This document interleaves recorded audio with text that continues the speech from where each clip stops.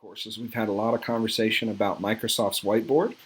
And because there are so many different contexts covered in K12, younger students, older students, students that can sign into K12, students that may not be able to sign into K12, large group instruction versus small group. Maybe I'm just meeting one-on-one to tutor with a student.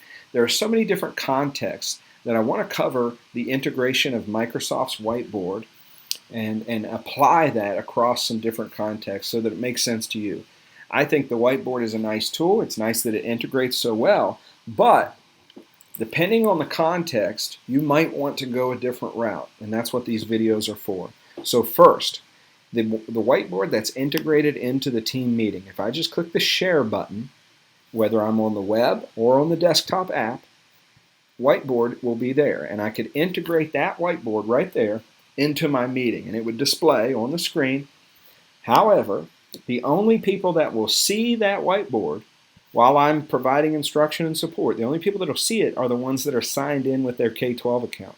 If your students access the team meeting as a guest, they will not be granted access to view what's happening on that whiteboard. Now, if they're signed in, they also have editing access. They'll be able to contribute to the whiteboard with you, which in some contexts is really cool.